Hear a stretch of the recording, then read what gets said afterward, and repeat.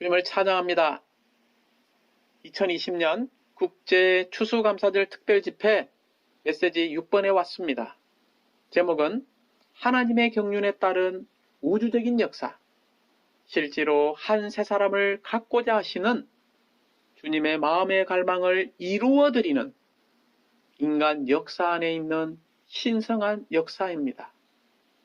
하나님의 경륜에 따른 우주적인 역사는 무엇입니까?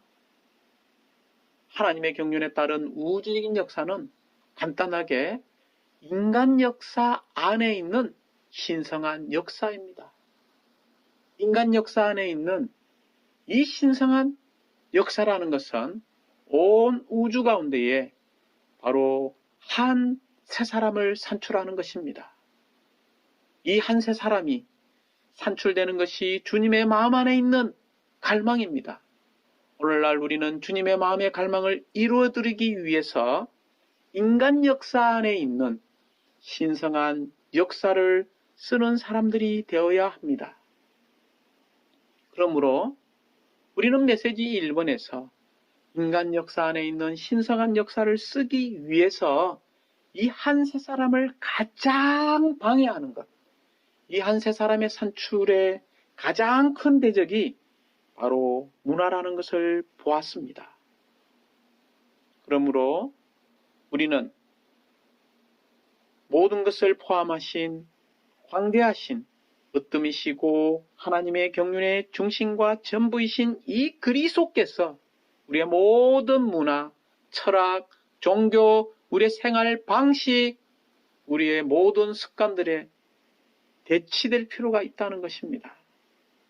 우리가 어떻게 이 모든 것을 포함하신 광대하신 으뜸이신 하나님의 경륜의 중심과 전부이신 이 그리스도께서 우리의 옛사람의 생활 방식, 이런 옛사람을 따라 사는 문화를 대체할 수 있습니까? 대체할 수 있는 유일한 길은 우리의 일상생활 가운데서, 우리의 크고 작은 모든 일들 가운데서 그리스도를 살고 그리스도를 확대하며 그리스도를 표현해야 한다는 것입니다. 사도 바울은 빌립보서 1장 20절 21절에서 이렇게 말합니다. 나의 간절한 기대와 소망은 어떤 일에서도 부끄러움을 당하지 않고 항상 그러하였듯이 지금도 매사에 담대하여 살든지 죽든지 내 몸에서 그리스도께서 확대되시도록 하는 것입니다. 왜냐하면 나에게 있어서 삶은 그리스도이고 나에게 있어서 죽음은 유익이기 때문입니다. 오늘날 우리의 교회 생활 가운데서 반드시 한 세 사람이 산출되어야 합니다. 그러므로 우리의 긴급한 필요는 무엇입니까? 바로 이 문화를 대체하기 위해서 한 인격이신 그리스도를 살아낼 필요가 있다는 것입니다. 특별히 우리가 이 그리스도가 한 세 사람의 유일한 조성 성분이라는 것입니다. 그러므로 우리는 매일 이런 실제로 한 세 사람의 일부분이 되기 위해서 부활 생명의 신성한 공급을 날마다 누릴 필요가 있습니다. 이런 부활의 신성한 공급을 날마다 우리가 누린다면 우리는 새로워지게 될 것입니다. 우리가 날마다 이 부활 생명의 신성한 공급이신 이 그리스도를 누린다면 우리는 자연스럽게 사복음서 안에 있는 예수님 안에 있는 이 실제의 생활을 배우게 될 것입니다. 이것이 바로 하나님의 경륜에 따른 우주적인 역사, 곧 인간 역사 안에 있는 신성한 역사라는 것입니다. 우리는 요엘서 1장 4절 말씀이 이 인간 역사에 종교를 보여주고 있다라고 말할 수 있습니다. 갉아먹는 메뚜기가 남긴 것은 떼짓는 메뚜기가 먹고, 떼짓는 메뚜기가 남긴 것은 핥아먹는 메뚜기가 먹고, 핥아먹는 메뚜기가 남긴 것은 먹어치우는 메뚜기가 먹어버렸다라고 말하고 있습니다. 여기에서 갉아먹는 메뚜기는 바빌론 제국을 상징하고 있고, 떼짓는 메뚜기는 메도 페르시아 제국을, 핥아먹는 메뚜기는 헬라 제국을, 마지막으로 먹어치우는 메뚜기는 로마 제국을 상징하고 있습니다. 결국 우리가 요엘서 3장 11절에 볼 때 여기에 인간 역사의 총체인 이 적그리스도를 따르는 모든 정부라고 말할 수 있겠죠. 그 총체와 또 이 신성한 역사를 써온 이기는 자들인 주님의 용사들과의 만남이 있는 아주 중요한 한 구절이라고 말할 수 있습니다. 이 구절에는 인간 역사의 총체와 인간 역사 안에 있는 신성한 역사를 쓴 주님의 용사들과의 만남이 있는 것이 이 구절이 우리에게 큰 계시를 보여주고 있습니다. 결국 주님의 용사들이, 주님의 이기는 자들이 인간 역사를 쓴 이 정부 총체를 끝내게 될 것이고 적그리스도를 따르는 인간 정부를 끝내게 될 것입니다. 그러므로 우리는 메시지 6번에서 이런 인간 역사 안에 있는 신성한 역사를 알기 위해서 영원 과거로 먼저 돌아갈 필요가 있습니다. 특별히 에베소서 1장 3절과 4절, 5절, 6절은 우리에게 영원 과거 안에 있는 하나님의 역사, 곧 신성한 역사가 무엇인가를 보여주고 있습니다. 이 구절에서 하나님은 그리스도 안에서 하늘들의 영역 안에 있는 모든 영적인 축복으로 우리를 축복하셨습니다 라고 말하고 있습니다.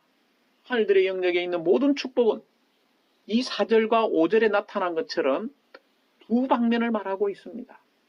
4절에서는 하나님 아버지께서 창세전에 그리스도 안에서 우리를 선택하시어 사랑 안에서 하나님 앞에 거룩하고 흠이 없게 하셨습니다 라고 말하고 있죠.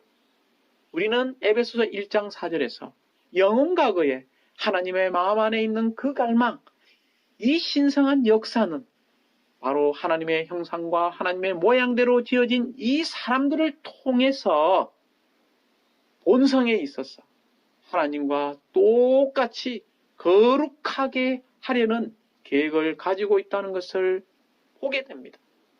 또한 5절에서 또한 하나님 아버지께서 그분의 뜻의 기쁨을 따라 우리를 미리 정하셔서 예수 그리스도를 통하여 우리가 아들의 자격을 얻어 하나님 자신께 이르도록 하셨습니다 라고 말하고 있습니다.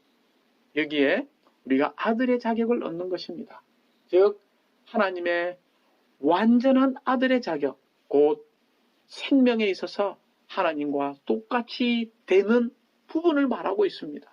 우리의 영이 생명이 되고 우리의 혼이 생명이 되며 우리의 몸이 하나님의 생명으로 완전히 적셔지는 이런 하나님의 아들의 자격을 얻는 사람을 산출하는 것이죠. 우리는 에베소 1장 4절과 5절을 통해서 오늘날 주의 회복 안에 있는 신성한 계시의 구봉을 볼 수 있습니다.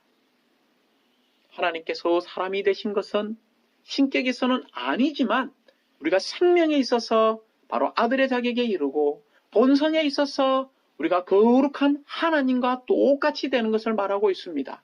곧 생명과 본성에 있어서 하나님과 똑같이 되는 이 역사가 바로 인간 역사 안에 있는 신성한 역사라는 것입니다. 우리가 생명과 본성에서 하나님과 똑같이 되는 것이 바로 에베소서 2장 15절에 있는 것처럼 바로 한 세 사람을 창조하신 목적입니다. 그분은 십자가에서 타락한 인류를 위하여 가장 귀한 보혈을 흘리시고 우리를 구속하셔서 한 세 사람을 창조하셨죠. 그러나 우리는 에베소서 4장 22절, 23절, 24절에 있는 것처럼 창조되었지만 우리는 실제에 있어서 매일 지난날의 생활 방식을 따르는 그 옛사람, 그 속이는 것의 욕정에 따라서 썩어져가는 이 옛사람을 매일매일 벗기 위하여 우리는 23절에 있는 말씀처럼 생각의 영안에서 새롭게 되어져서 결국 하나님을 따라 그 실제의 의와 거룩함으로 창조된 새 사람을 입어야 한다는 것입니다. 이런 놀라운 인간 역사 안에 있는 신성한 역사인 이 한 새 사람을 산출하기 위하여 미가서 5장 2절에 놀라운 예언이 있음을 감사합니다. 그러나 너 베들레헴 에브르다야, 비록 내가 유다의 수천 가운데 작을지라도 이스라엘을 다스릴 이가 너에게서 내게로 나오리라. 그의 나옴은 아득한 옛날로부터 영원의 날들로부터라고 말하고 있습니다. 결국 이 시대에 하나님의 움직임의 방향은 그리스도의 몸에 실제를 산출하고 한 새 사람을 얻어서 이 그리스도의 신부를 예비하는 것입니다.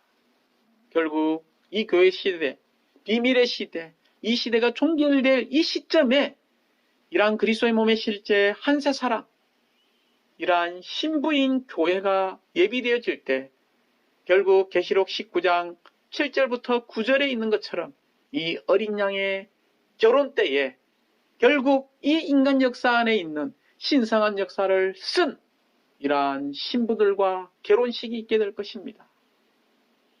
우리가 이러한 어린 양의 결혼잔치에 초대받는 이런 축복된 사람이 되기 위해서 우리는 반드시 인간 역사 안에 있는 신성한 역사를 쓰는 사람들이 되어야 합니다. 우리는 메시지 6번이 로마 숫자가 1번, 2번, 3번으로 되어 있습니다. 로마 숫자 1번은 우주 안에 있는 두 가지 역사를 우리에게 말하고 있습니다. 이 우주 안에 있는 두 가지 역사 가운데 이 인류 역사 가운데 있는 이 신성한 역사는 전적으로 메시지 6번의 제목에 있는 것처럼 바로 한 새 사람을 산출하기 위한 것입니다. 그러므로 로마자 2번은 한 새 사람의 산출을 위해서 이 땅의 사도들의 사역은 전적으로 이 한 새 사람을 위한 사역이었다는 것입니다. 결국 로마자 3번은 이 한 새 사람을 위한 사도들의 사역, 또한 이 시대의 사역도 동일하게 한 새 사람의 산출을 위한 사역이죠. 결국 신성한 역사 안에 있는 새 창조물을 얻게 될 것입니다.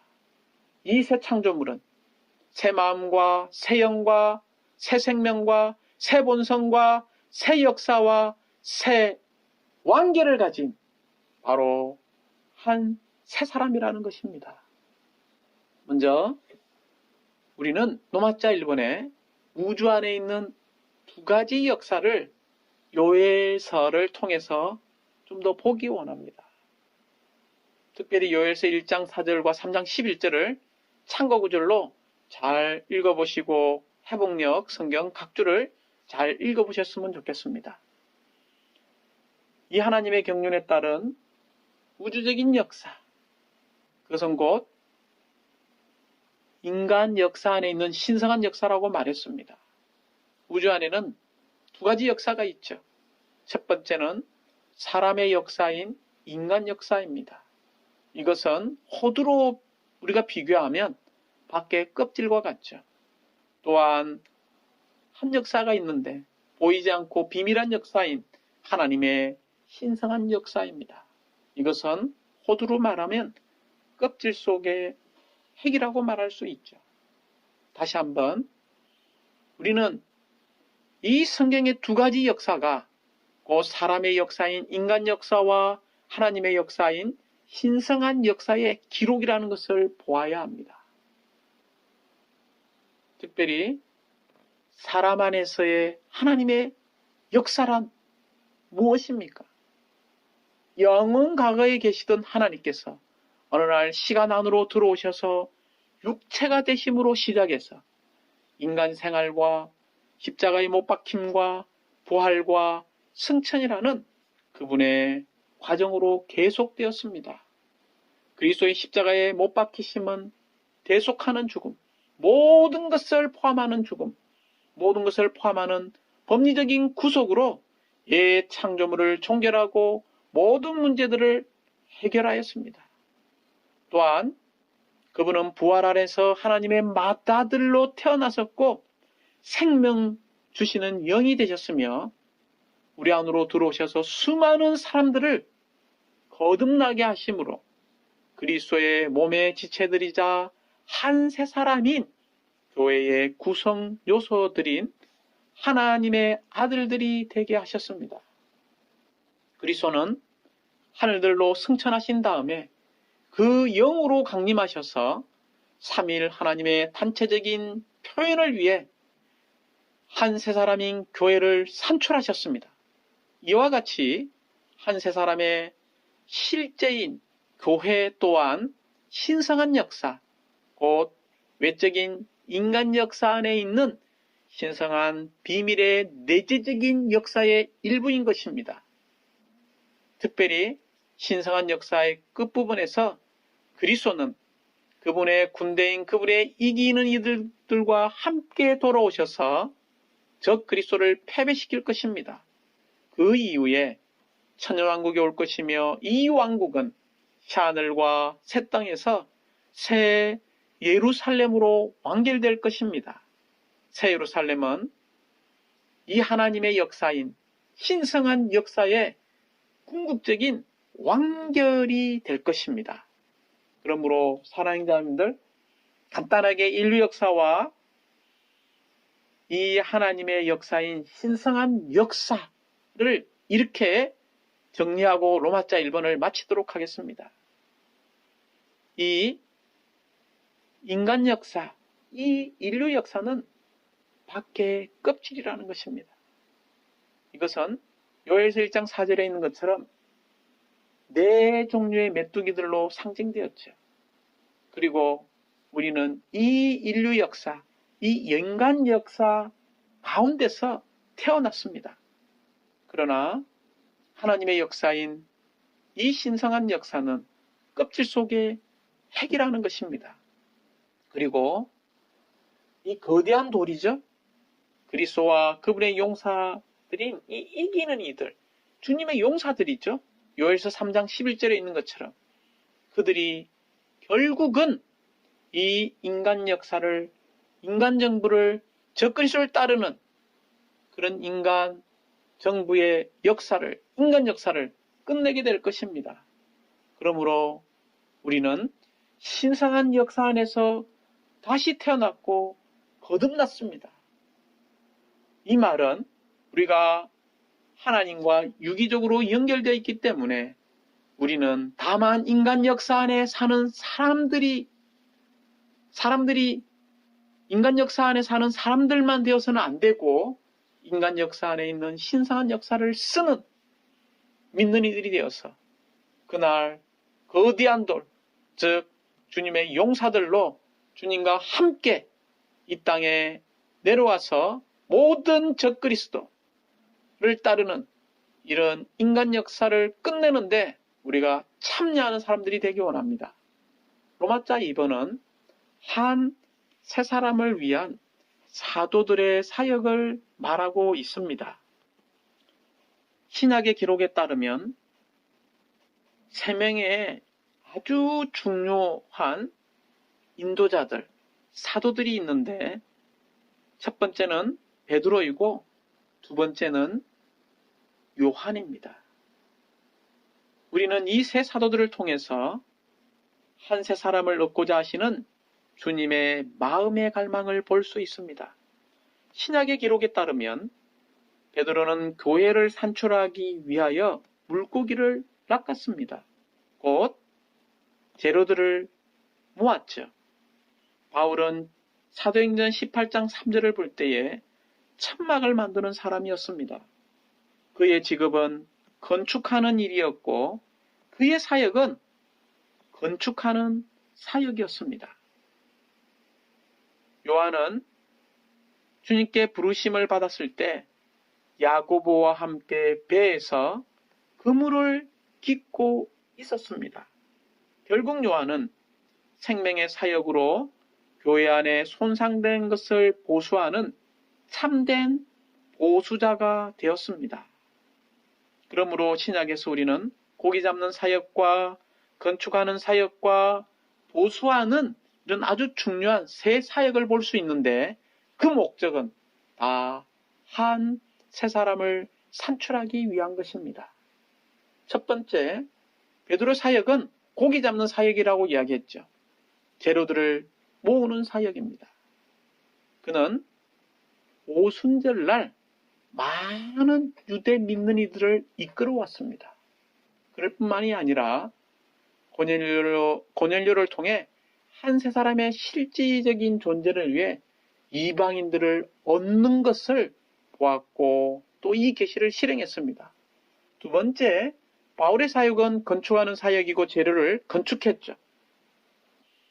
그의 특징은 그리스도의 죽음을 통하여 유대인과 이방인들 이 둘을 한 세 사람으로 창조했다고 에베소 2장 14절 15절에서 이야기했습니다.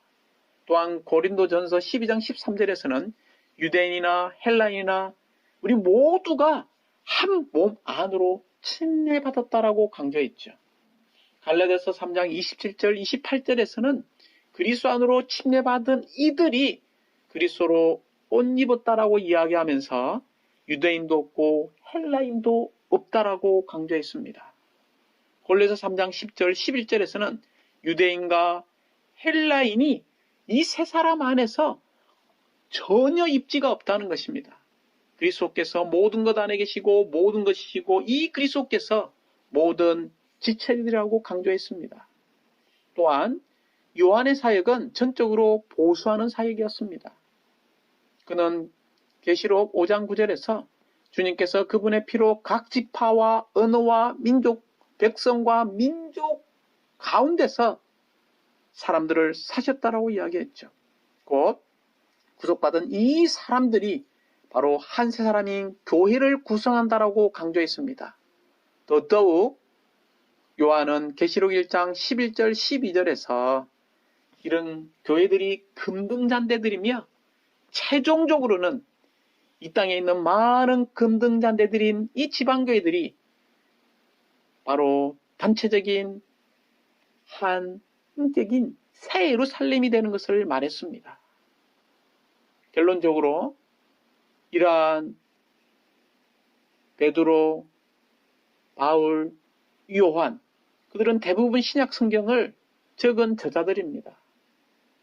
베드로는 베드로전서 후서를 적었죠. 하나 더, 마가는 물론 마가가 적었지만 그 내용들은 실질적으로 베드로가 말한 것을 적은 것이라고 볼 수 있습니다.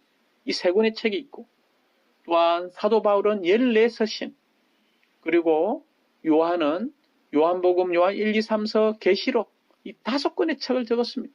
대부분 이 신약에 있는 성경의 저자들은 이 세 사도들에 의해서 적혔는데 거기에 중심적인 부담이 바로 한 세 사람을 위한 그들의 사역이었다는 것입니다. 그 사역의 결과가 무엇입니까? 로마자 3번에 있는 것처럼 우리는 새 창조물입니다. 우리가 새 창조물인 이러한 한 세 사람이 되기 위해서 우리는 매일매일 한 영을 마심으로써 옛사람을 벗고 새 사람을 입을 필요가 있습니다.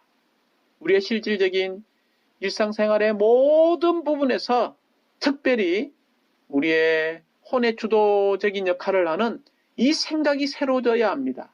생각의 영안에서 새로워져서 우리는 새 창조물이 될 필요가 있습니다. 그러므로 이제 우리는 사람 안에서의 이 신성한 역사가 무엇인가를 분명히 보았습니다.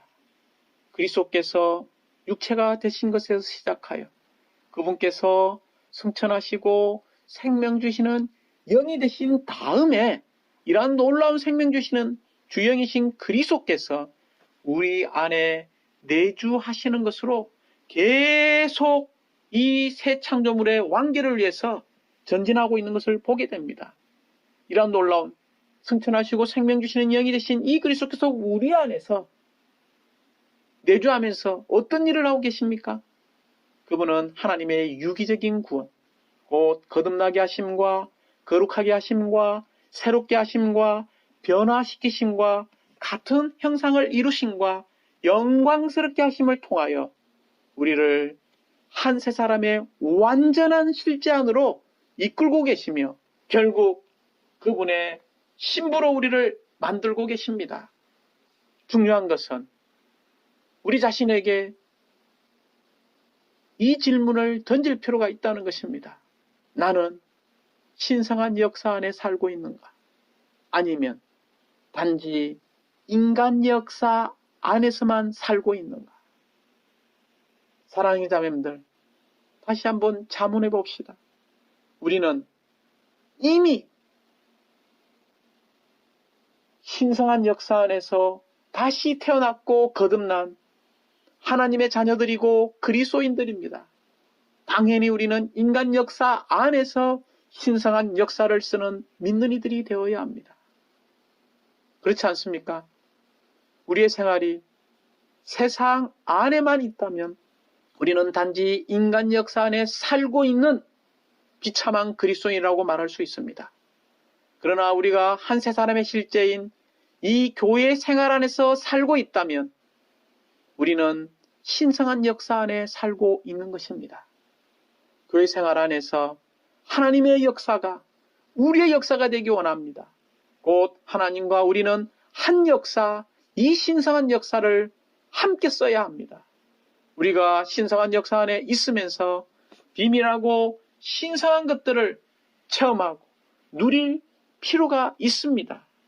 전적으로 이것은 우리의 유기적인 구원을 위한 것이고 사람이 거주하는 온 땅에 화평의 복음을 전파하여 그분을 확산시키기 위한 것으로서 이럴 때 우리는 실제로 한 세 사람이 되어서 그분의 이기는 신부의 일부가 될 것입니다. 할렐루야! 매일매일 교회 생활 가운데서 우리가 다만 인간 역사 안에만 살지 않고 이 인간 역사 안에서 신성한 역사를 쓰는 오늘날 주님의 용사들이 되기 원합니다. 주님을 찬양합니다.